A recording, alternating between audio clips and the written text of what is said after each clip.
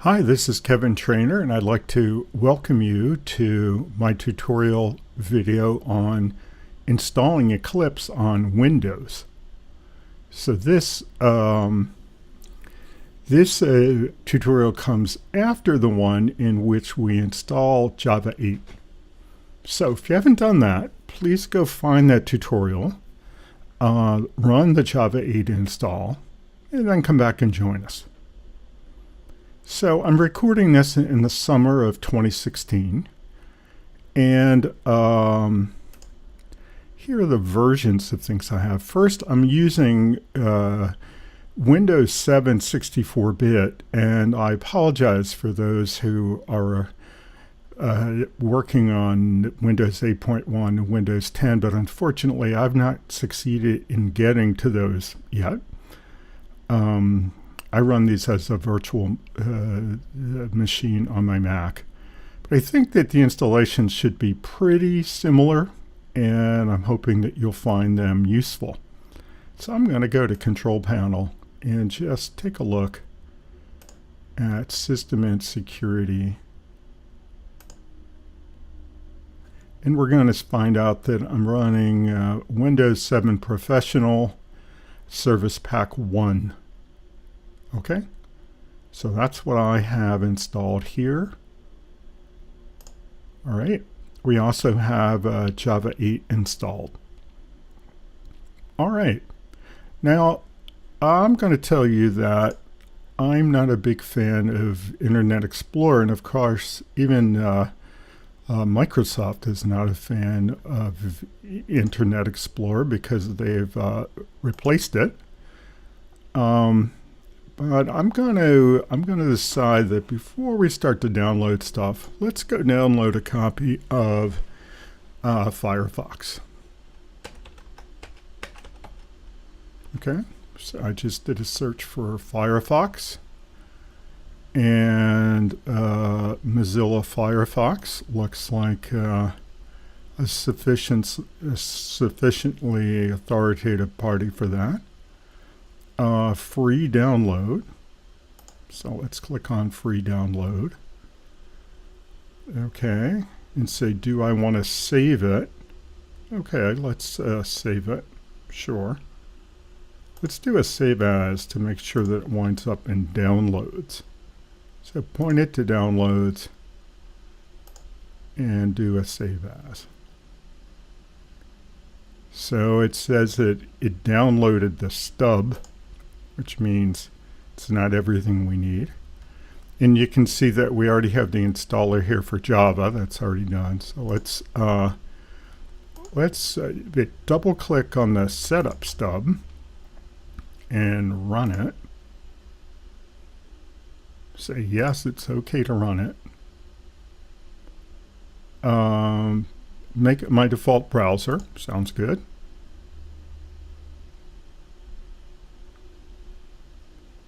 And now we're downloading and installing Firefox. And that should be pretty quick. I'm not going to pause you here because I think it's going to be pretty quick.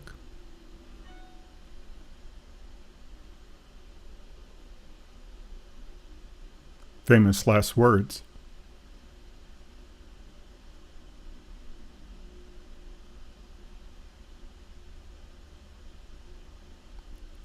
Okay, so we don't want to import anything. Next. There we go. And there's the browser open. That looks good. We're not going to create any accounts. So let's close this copy of the browser. Close all the tabs. And let's open up Firefox. That looks good. And now, let's get to what we came here for. We came here for the install of the Eclipse IDE. So first of all, we need to get it. So let's go to eclipse.org. All right. And the eclipse.org official site looks like where we want to go.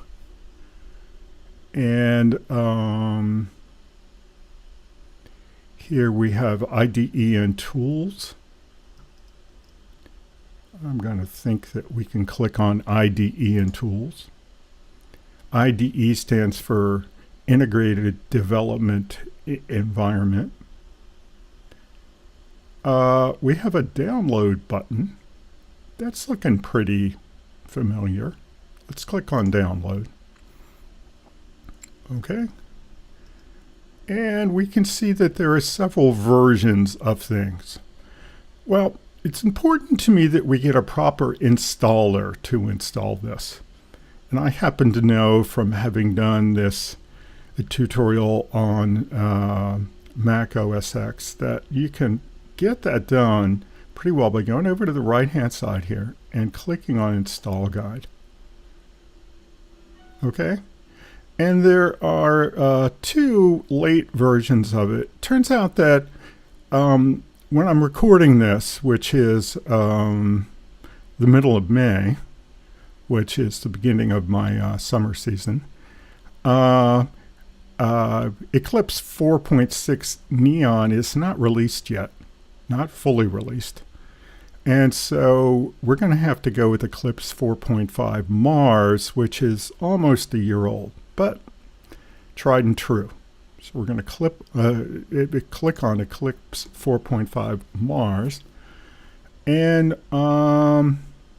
consider using the new installer. Oh gosh, I like that. 6 steps to install Eclipse. Let's click on that. Okay. And there is an installer for Mac, which I already used in the other tutorial video. The one for Windows here, which is the one that I want, and even one for Linux, if you should have that operating system. I have a Windows 64-bit operating system, so I'm going to click on that. And then I have to pick a mirror site to download from. And I'm going to pick IBM.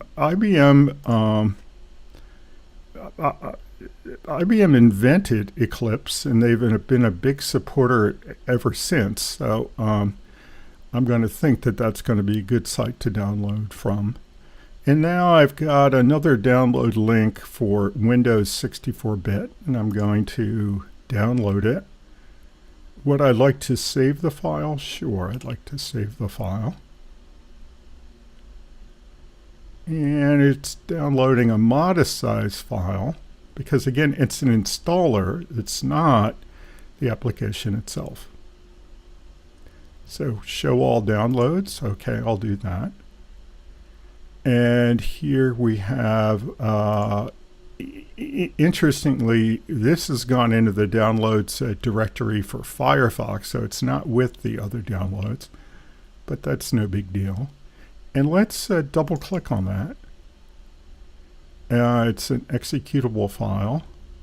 I'm going to click on Don't Ask Me That Again and say OK. So yes, it's OK to run it. Click on Run. And now it's going to start to run the installer.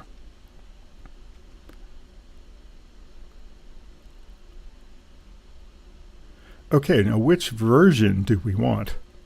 Well, there are 2 versions for Java developers, one for C and C++, one for PHP, one for Eclipse the committers, which is not us. We went the simplest of the Java versions. We could take the one for Java EE developers, but it's got features in it that make it a bigger software installation that we're not going to use. So we're going to take the top one, Eclipse IDE for Java developers. Click on that. And now there's the big install bar. We're going to click on that. Say, OK, I accept the license. And now it's going to start installing. And if my recollection from when we did this on the Mac is any indication, it's going to take 5 minutes or so to do the download. So I am going to pause the recording so you don't have to watch all that, and I'll be back when we're ready to take action. Hi, we're back. And that went a little faster than expected. Took about 3 minutes, 4 minutes. And as a result, I have a launch bar now. And that's to launch the application itself. So it means that it's fully installed. So I clicked on it. And now we're going to expect the application to open up. And the Eclipse product keeps its files in something that's called a workspace. And a workspace is, we identify it by pointing to a directory in a convenient spot for us in which Eclipse can keep all of its files. And this one is in the users directory. Kevin Trainer is the name of my directory within that, because that's my name. And workspace is sort of the default name for it. And for right now, that's as good as any other place. So we're just going to click on OK, knowing that that's where Eclipse is going to put its files. And it asks you this every time it starts up. You can silence that, but that turns out to be a bad idea. So I recommend that you leave it so that it asks you every time. I know that's a bit of a pain. And here we are, we're at the welcome screen. Okay. So if we clear the welcome screen, we go to the welcome tab, click on the X. And what we see here are a bunch of window panels that are referred to as the workbench. And this is not going to be a tutorial on using Eclipse. It was a tutorial on installing Eclipse. So we're just going to make sure it's properly installed.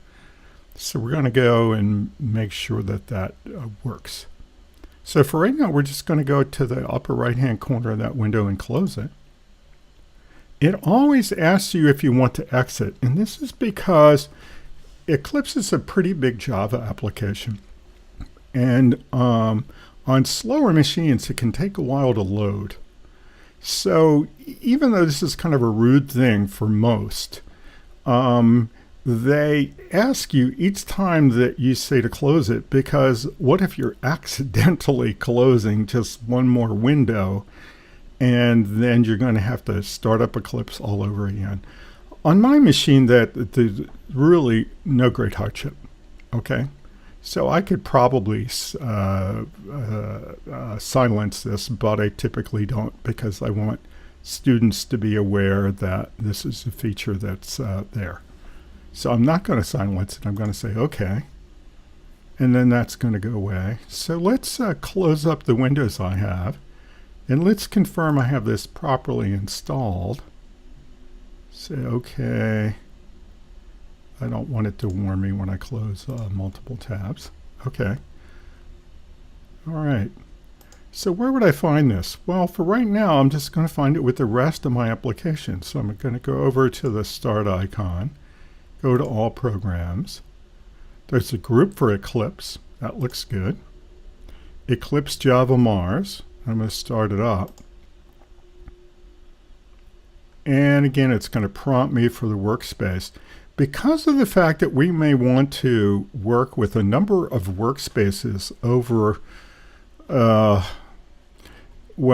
in the weeks of our course, if you're from my course, I recommend that we don't silence this. You can silence this by checking off the checkbox, because there will be times when we want to point it to some other workspace.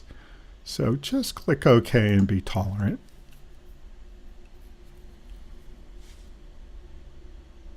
Okay, and there is the Eclipse workbench once again. Now, okay, that's good.